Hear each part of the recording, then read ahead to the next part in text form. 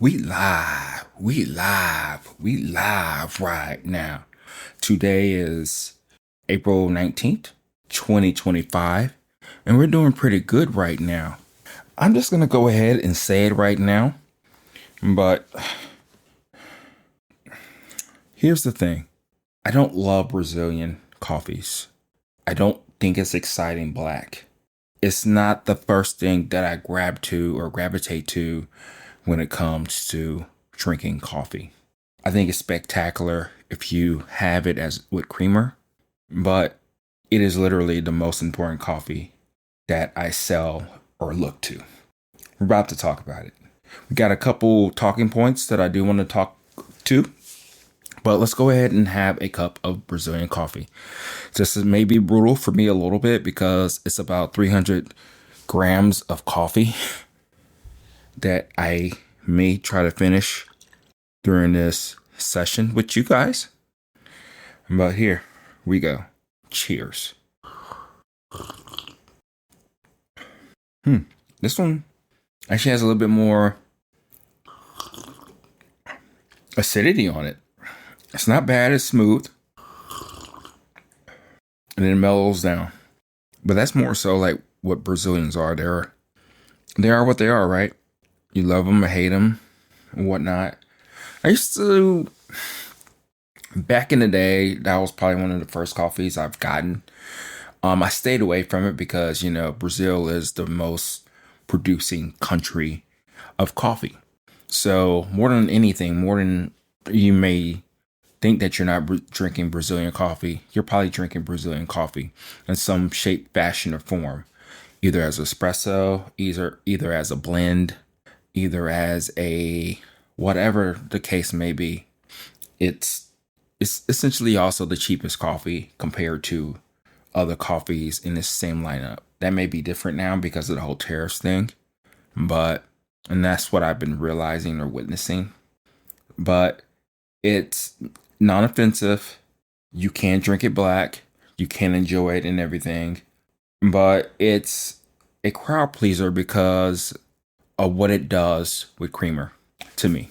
It's magical with creamer. It's like a chocolate milk in your mouth, And it's one of those things to where I wonder why that is the case. But it doesn't really matter why that is the case. It is the case that we are dealing with right now.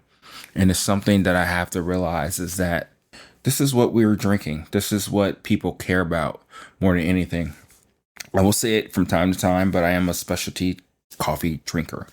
I like different types of coffees. I love coffees that speak to me, that talk to me, that give me a sense of purpose, that I didn't believe that this is what coffee can taste like when you're drinking it, especially when you drink it black. So those are the type of coffees I like, and more than anything is not a Brazilian coffee. I think we're going to be on here long enough to where we can taste the coffee as it cools. So that'll be interesting to talk to that.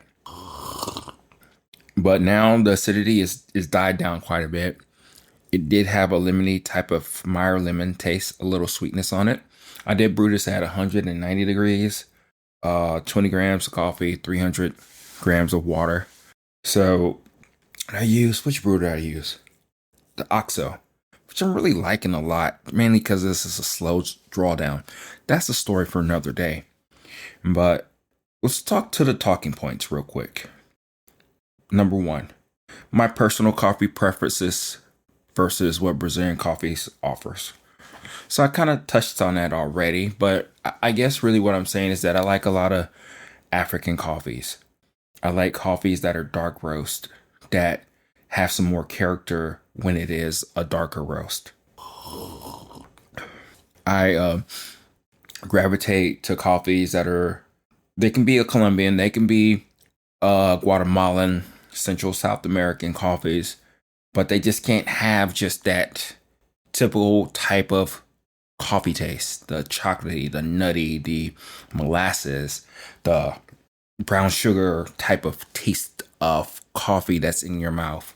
I like coffees that have more fruit on it. That's just me personally, and Brazilian coffees don't really do that. There's one that I tasted a couple of months ago that had a lot of fruit on it. It was interesting. I think it was more so interesting because it's not a typical Brazilian coffee. If it was any other coffee, I probably would have thought it just been okay.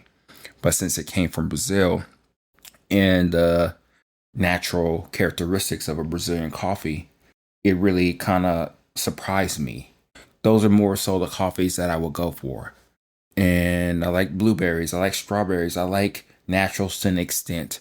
I like dry. I mean, I like, yeah, and that's the thing. Naturals, most Brazilian coffees are naturals. And I like wet process. I like semi wet. I even like some black honey from time to time. It just depends on the coffee. Fermentation, though, don't care for that shit really. We'll see what we taste in the next couple of days or a couple of weeks. But from my own experience in liking, those are the type of coffees that I like. They speak more to what I like about coffee. I drink my coffee most of the time black. And when I do that, I want to taste it for what it is, for the true essence of what that coffee is. I know I may sound like a snob talking about coffee like this, but that's kind of like where I'm at with this. So yeah, so now it's becoming more of a Brazilian type of coffee or what I'm tasting. Okay, so let's go on to the next one. Why this coffee connects with people more than others. I believe this coffee connects with people is because it is easy to drink. It is easy to drink as I'm doing right now, black. But if you want to doctor it or change it up or do whatever you want to it, it holds up really well. It just does. This is like one of my go-tos when I'm drinking coffee with creamer. Sometimes I do that. I'm not going to lie about it. I do that from time to time, and there's no problem with that. And the way that whichever creamer that you use, it just like gives you that good, big, warm hug. A lot of times when we talk about coffee and when I select coffee, I'm always thinking about the end user involved, meaning that I'm like, okay, would they really like this coffee? How would they like it to be presented? How are they going to drink it majority of the time? Those are some of the things that go through my head quite a bit. And as much as this coffee is not exciting, at least to me, it's extremely versatile and exciting to other people. It's less offensive. It's easy for them to drink. And that's one thing I've noticed with my Amazon reviews lately is that people like something that's smooth, that's easy to drink. And I think that's the reason why it helps with crowds. It's like, it's one of those things to where you have a group of people. They may be different in some different way, but at the end of the day, you want to try to cater to the majority of the people. And when you kind of have this crazy coffee that is probably great for one or two people, that's not really helpful, especially when you're trying to share. It brings more conversation. That's one thing I did notice, especially when I had my coffee club a long time ago. Those are the coffees that kept people there a lot longer. Those Brazilians, even the Mexican coffees. If it was like a African coffee or something that was high acidity on it, or even like a light roast, people will like just be okay with it. But it just didn't really do it for them. So I think that's the reason why people gravitate to the coffees quite a bit. Okay. The turning point when I realized it's bigger than me. I'm just one person, It's bigger than me because at the end of the day, I'm trying to sell coffee to people. And I think the best introduction to good tasting coffee is a Brazilian coffee. It's easy to drink. It hits those characteristics that people are used to when it comes to coffee. It's nicely roasted, it's fresh, so they can see that it's better than the things that they currently have if it's already not specialty. It gives them a reason to want to seek more. And that's really where I'm at. It's bigger than me because if it was up to me, I'd be like everybody else selling these high-end, very expensive coffees. Don't get me wrong, I do have them, very limited supply. But the thing about it is that in order to get people like excited and happy, at least to me, you have to meet them where they are. You have to give them something that they're more so familiar with, but also giving them a reason to want to try something else later. So I think that's where it's at. It's bigger than me because it's about that person. It's about people connecting with coffee on whatever way that they want to. Think about it. Sometimes I have like a Ethiopian coffee I just roasted just now. This coffee is, you can roast it so many different ways, but this time I went ahead and roasted like a dark roast. So if I gave that coffee out to somebody, they probably wouldn't like it because they'll taste a lot of bitterness, a lot of acidity on the coffee. Very off-putting, very offensive to people. They may think it's cool for that time. They probably only drink it after lunch on a Wednesday. It's not going to be used as much compared to a Brazilian coffee, something that they can finish, enjoy, and do whatever the hell they need to with it. Those are the reasons why the coffee is really bigger than me. Just a roaster, right? I just want to give people the chance, the opportunity to really enjoy coffee. So that's where I'm at with a lot of this stuff. It's more than just me just trying to sell something to somebody or give somebody an experience to where it's really cool, especially those far out there coffees from time to time. But you're trying to make somebody be more familiar with something that they're more accustomed to, but they can see the elevation in that particular coffee. It's light acidity on it right now, but then it just dies down and mellows out like a typical Brazilian coffee. What is a coffee?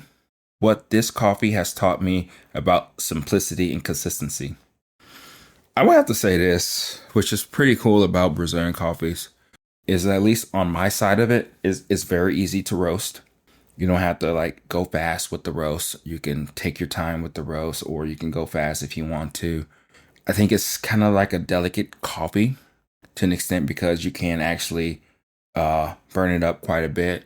But let's just talk about the brewing aspect of what I mean by simplicity and consistency, right?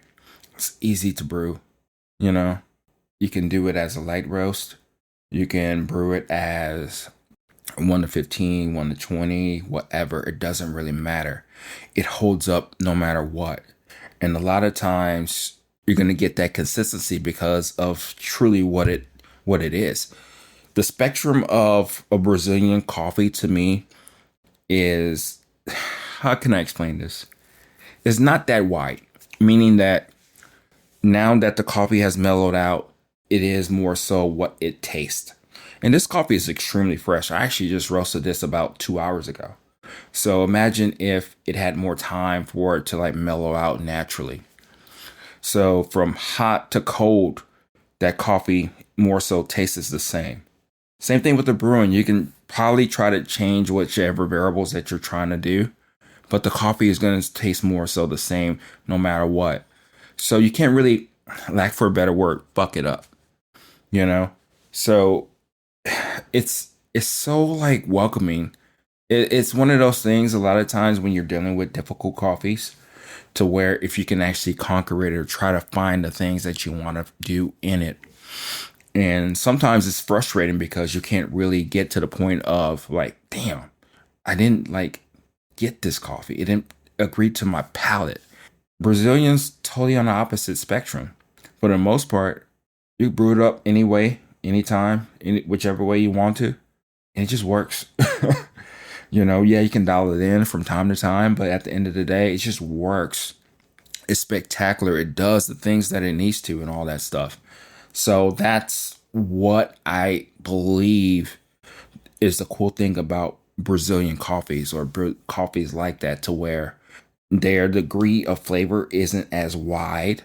So you can't really mess it up. No matter if you're doing a pour over, using a Mr. Coffee, using an espresso, it tends well to a lot of things. And I think that's what people really care about. You can even get some acidity on it, some lemony type of acidity, but it's not offensive. Like this one is there, it's pronounced, but it's not like crazy in your face. So to wrap this up, we got one more question, one more talking point. How it's changed the way I brew, roast, and think about coffee. I think I've talked about the brewing aspect, the roasting aspect. I've tried so many different ways, you really can't really fuck it up. But think about coffee. I think it's the base. I think it's the foundation. I think it's the thing that people want more than anything. You can go ahead and get the funky, crazy, exciting coffees out there. You can do that. That's not a problem. But the thing about Brazilian coffee, at least to me, is that it is exactly what people want in coffee 90% of the time. And it's very important to me, and I'm sure to a lot of people, is because at the end of the day, that's really what we're trying to get people to enjoy. We're just trying to get them to see what coffee can actually be. It's pretty cool, though, that you can drink this with creamer, with milk, whatever. And let's just say one day you don't even have the creamer and out of pinch, you're just drinking this black. And you can. And it doesn't offend you. It actually gives you a sense of more curiosity. It's like the gateway drug to specialty coffee beyond what you're tasting currently. It's like, if it can taste this good, be this basic, not a this, but this basic, what other things are out there for me to taste in coffee? I think that's really the biggest takeaway as I talk about Brazilian coffee. That's why I keep coming back to it, because at the end of the day, we got to have it in our house. It's something about it that just speaks to us, just talks to us, that just, we don't have, like, if we have coffee in the house, we know that we have the Brazilian coffee in our house. We know that we're not going to be pushed or taunted in a different way just because we know that we have that coffee ready to rock and roll. It centers us, at least me, in what I've seen from other people.